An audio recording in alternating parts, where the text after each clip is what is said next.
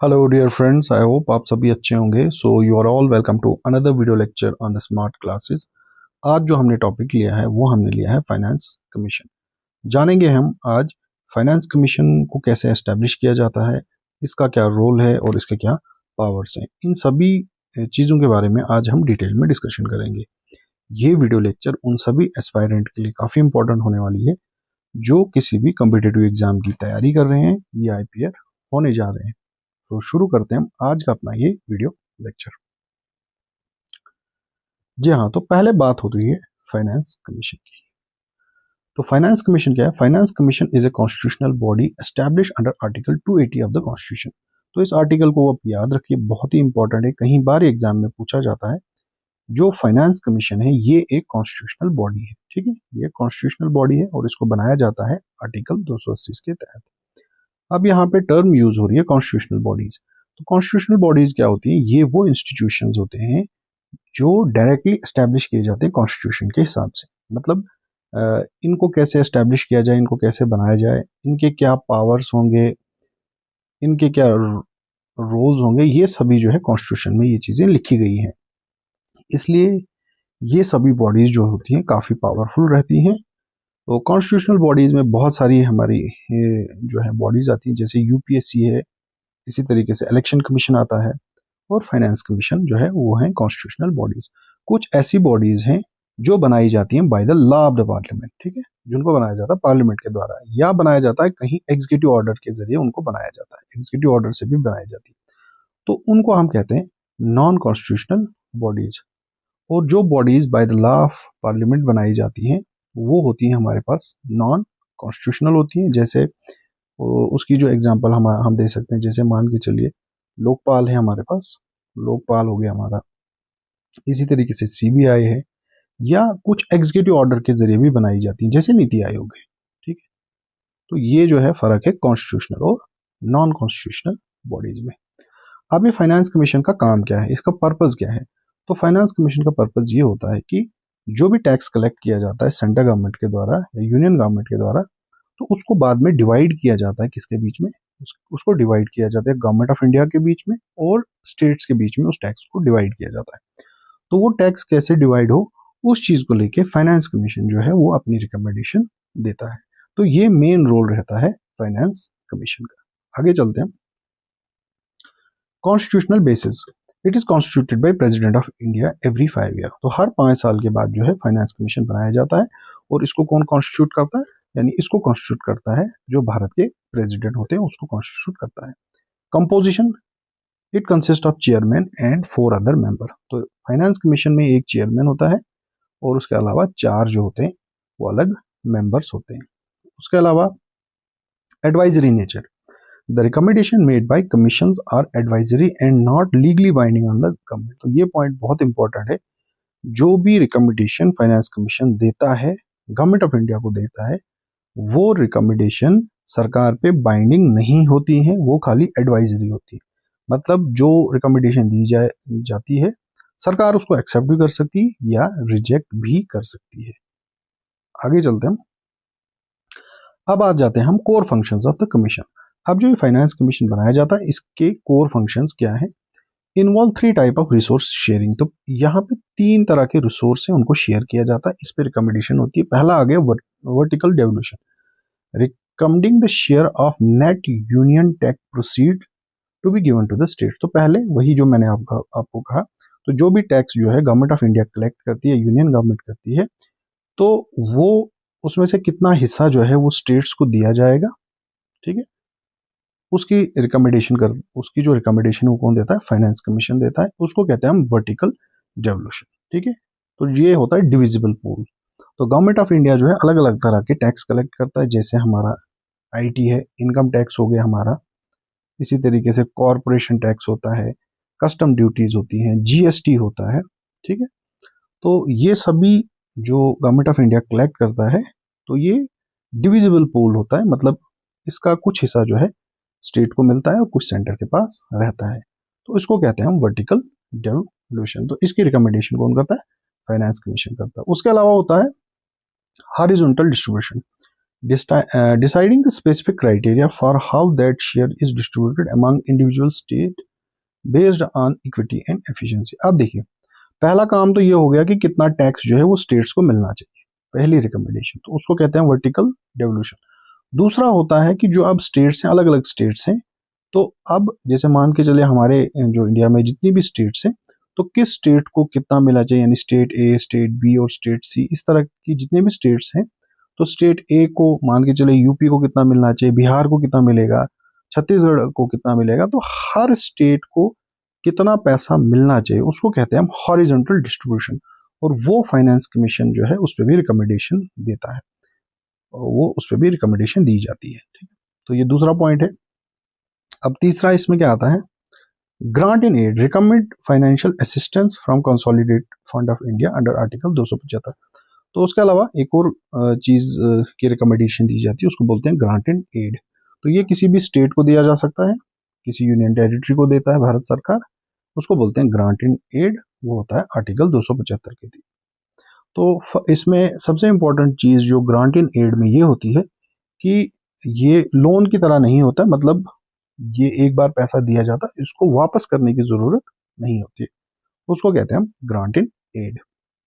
उसके अलावा local bodies suggesting measure to augment the state consolidate fund to support पंचायतें municipalities. उसके अलावा जो पंचायत हों या म्यूनिसिपलिटीज हों, उनको कैसे बेहतर बनाया जा सकता है, यानी उनकी फंडिंग और कैसे बेहतर की जा सकती है, जो स्टेट का अपना फंड होता है, हर स्टेट का स्टेट कंसोलिडेट फंड, उसको कैसे बढ़ाया जा सकता है, इन सभी चीजों को लेके फाइनेंस कमीशन जो है अपनी रिकमेंडेशन देता है। आगे चलते हैं।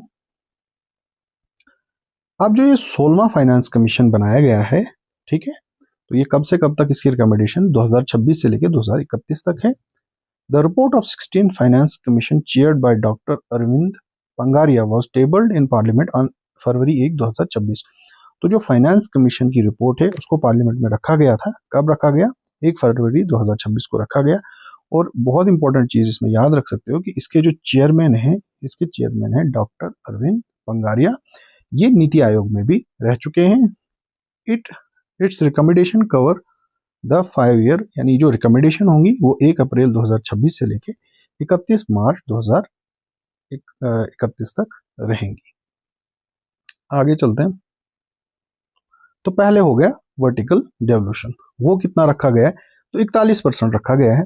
The 16 finance commission has recommended that the state share the divisible pool remain 41%, यानी जो स्टेट्स को जो हिस्सा मिलेगा वो कितने परसेंट मिलेगा टैक्स का, 41% मिलेगा, maintaining the status quo from 15th finance commission. यानी 15वां जो फाइनेंस कमीशन है उनकी भी रिकमेंडेशन थी कि 41% मिलना चाहिए। जो 16वां फाइनेंस कमीशन है उन्होंने भी अपनी रिकमेंडेशन दी है कि जो टैक्स है, जो डिविजिबल पूल है, जो यूनियन गवर्नमेंट का, तो उसमें कितना पैसा मिलना चाहिए स्टेट्स को, उसमें मिलना चाहिए 41%, यानी जितना भी टैक्स कलेक्ट होता है गवर्नमेंट ऑफ इंडिया के पास, तो उसका 41% शेयर जो है वो किसको मिलना चाहिए, वो 41% शेयर जो है स्टेट्स को मिलना चाहिए। ये रिकमेंडेशन है 16वें फाइनेंस कमीशन की।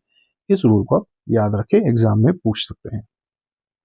अब यहाँ पे एक और चीज आती है, वो है सेस कंट्रोवर्सी को लेके। अब जो 41% है, this 41% exclude cess and surcharges levied by centre.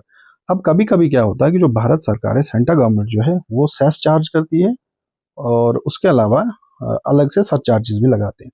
तो सेस क्या होता है, सेस एक तरह का मान के चले एक्स्ट्रा टैक्स जैसा लगाया जाता है, चाहे हेल्थ को लेके, कभी कभी एजुकेशन को लेके, या किसी भी नेशनल इंपॉर्टेंस की कोई चीज हो उसकी फंडिंग को लेके ये सेस जो है ये लगाया जाता है, उसको सेस कहते हैं। इसी तरीके से सरचार्जेस भी लगाए जाते हैं, यानी टैक्स देने के बाद भी जो है अलग से अगर चार्ज कोई लगाया जाता है उसको सरचार्ज हम कहते हैं।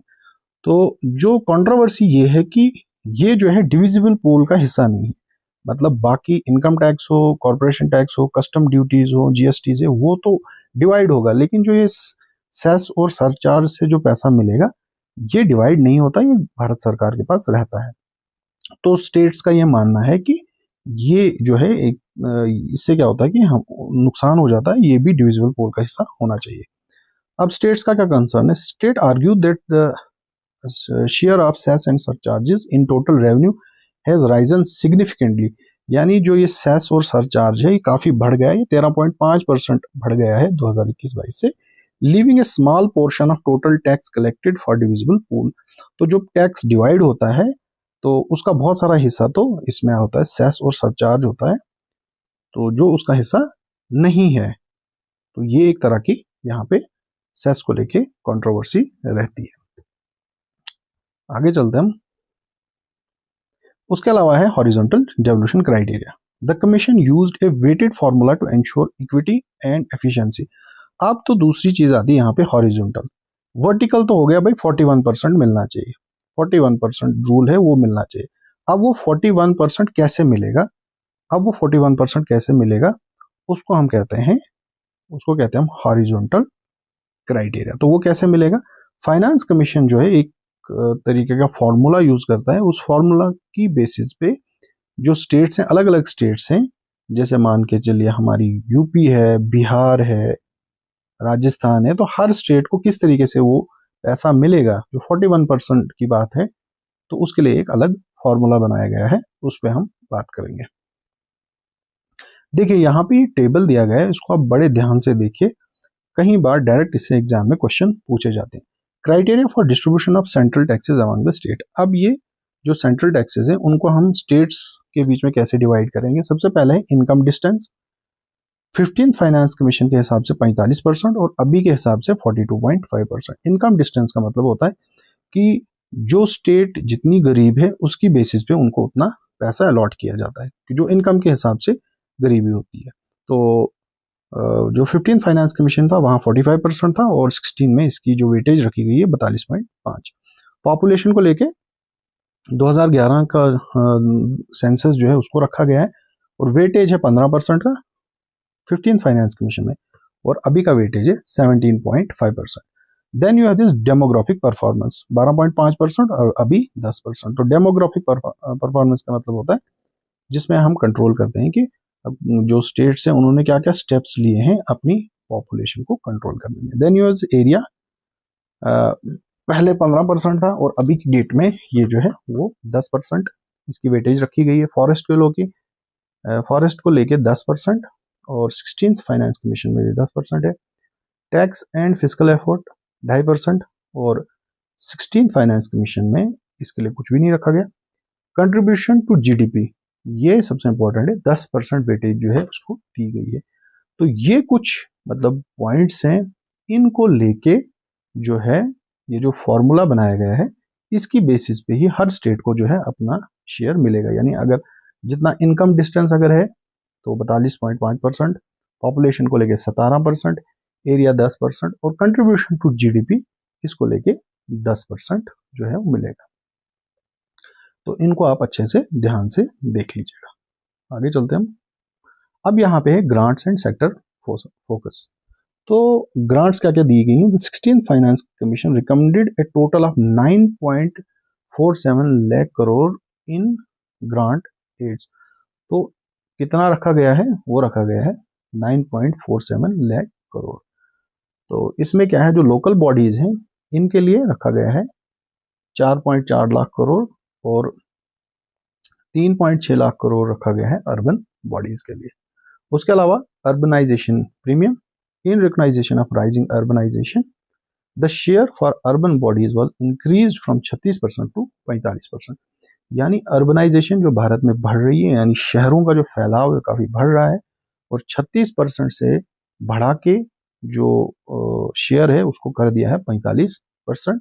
डिजास्टर मैनेजमेंट के लिए पैसा रखा गया है 2,04,401 करोड़ रखा गया है और उसके अलावा हीट वेव्स और लाइटनिंग ये रिकमेंडेशन दी गई है कि इनको भी नेशनल डिजास्टर में कंसिडर किया जाए। आगे चलते हैं हम। उसके अलावा prudent fiscal management, the centre should target A fiscal deficit of 3.5% of GDP bye 2030-31। Centre government का जो फिस्कल डेफिसिट होना चाहिए वो होना चाहिए 3.5%। कब तक, यानी टारगेट रखा गया है इसको 3.5% होना चाहिए 2030-31 तक 3.5% होना चाहिए, ये टारगेट रखा गया है। While state should cap their at 3%, जो बाकी स्टेट्स हैं तो उनका रखा गया है कम से कम वो 3% तक अपना फिजिकल डेफिसिट रखें। फिजिकल डेफिसिट का मतलब होता है घाटा जो होता है वो। उसके अलावा पावर सेक्टर रिफॉर्म की बात की गई है। Encourage the privatisation of electricity, तो बिजली को ज़्यादा से ज़्यादा प्राइवेटाइज किया जाए। सब्सिडी रैशनलाइजेशन की बात हुई। Recommend sunset clauses for subsidies and rigorous exclusion criteria to ensure they reach the poor, यानी जो सब्सिडी है वो सिर्फ उन लोगों तक जानी चाहिए जो डिजर्व करते हैं, जो पुअर हो। और यहाँ पे सनसेट क्लास की बात की गई है, जिस तरीके से सूरज जब निकलता है एक समय के बाद वो जो है डूब जाता है, तो वही होती है सनसेट क्लास। तो पब्लिक सेक्टर एंटरप्राइजेस को लेके भी रिफॉर्म की बात की गई है कि अगर लगातार कोई भी पब्लिक सेक्टर एंटरप्राइज जो है वो लगातार घाटे में है तो उनको क्लोज करने की यहाँ पे बात की गई है, या प्राइवेटाइज भी किया जा सकता है। आगे चलते हैं हम। अब यहाँ पे कुछ लिमिटेशंस हैं और चैलेंजेस भी हैं फाइनेंस कमीशन के पास। सबसे पहला तो आता है जीएसटी काउंसिल ओवरलैप का। Tax decision by GST council can change the revenue pool independently of finance commission recommendation. देखिए, अब जीएसटी काउंसिल भी होती है जिसमें सेंटर और स्टेट का अलग अलग वेटेज रहता है, वो भी डिसाइड करते हैं रेट्स को लेके। अब वो एक तरीके से वो रेट डिसाइड करते हैं, यहाँ से फाइनेंस कमीशन भी अपनी रिकमेंडेशन देता है, तो इससे क्या होता है, वो ओवरलैप होता है। दूसरी चीज यहाँ पे डेटा गैप से recommendation often rely on physical data that is outdated or inconsistent across the state. उसके अलावा जो डाटा आता है ये अलग अलग स्टेट्स का अलग अलग है, तो ये इनकंसिस्टेंट है, सही नहीं रहता है। Centralisation, the commission must balance state autonomy against increasing use of central sponsored scheme. और यहाँ पे एक स्कीम की बात की गई है, वो है सेंट्रल स्पॉन्सर्ड स्कीम की, कि जो भारत सरकार है या गवर्नमेंट ऑफ इंडिया जो है वो ज्यादा से ज्यादा क्या चलाते हैं, सेंट्रल स्पॉन्सर्ड स्कीम्स चलाते हैं, जिससे स्टेट्स पे ज्यादा असर पड़ता है। अब ये जो सेंट्रल स्पॉन्सर्ड स्कीम होती है ये क्या होती है, सेंट्रल स्पॉन्सर्ड स्कीम्स जो होती हैं ये वो स्कीम्स होती हैं जिसमें जो फंडिंग होती है वो गवर्नमेंट ऑफ इंडिया और स्टेट गवर्नमेंट जो है वो मिलके करते हैं, ठीक है।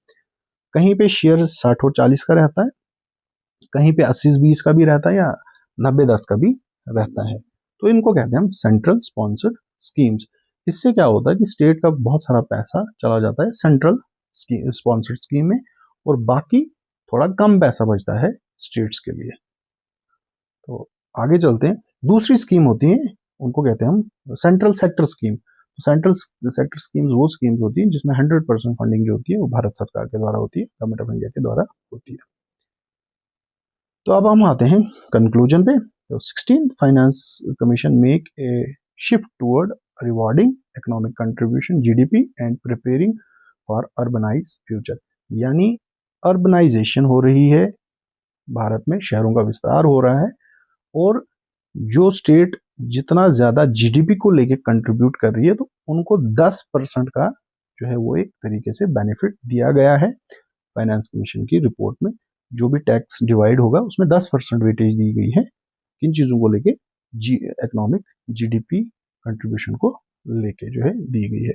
बेसिकली जो फाइनेंस कमीशन है तो इनका जो काम रहता है, इनका यही काम रहता है कि जितना जो टैक्स होता है वो कैसे उसको डिवाइड किया जाएगा, यूनियन गवर्नमेंट और जो स्टेट्स हैं उनके बीच में उसको कैसे डिवाइड किया जाता है, उसको लेके ये रिकमेंडेशन अपनी देते हैं। वर्टिकल रिकमेंडेशंस भी देते हैं और हॉरिजॉन्टल। तो वर्टिकल रिकमेंडेशन में हमारे पास रहता है कि कितना पैसा मिलना चाहिए, जैसे 41% की बात हुई। अब वो 41% कैसे मतलब डिवाइड होगा अलग अलग स्टेट्स के बीच में, वो होता है हॉरिजॉन्टल। तो उसमें एक क्राइटेरिया फॉर्मूला रखा गया है कि पॉपुलेशन को देख के इतने परसेंट देना है, डेमोग्राफिक परफॉर्मेंस को देख के, फॉरेस्ट को देख के, तो वो फॉर्मूला जो है फाइनेंस कमीशन ने रखा है। फिर ग्रांट एंड एड्स की भी बात होती है। तो आई होप बहुत सारी चीज़ें, बहुत सारे डाउट्स जो थे आपके फाइनेंस कमीशन को लेके ये आपको क्लियर हुए होंगे। तो मिलते हैं आपके साथ अगली बार एक नए वीडियो लेक्चर में। तब तक के लिए थैंक्स फॉर वॉचिंग।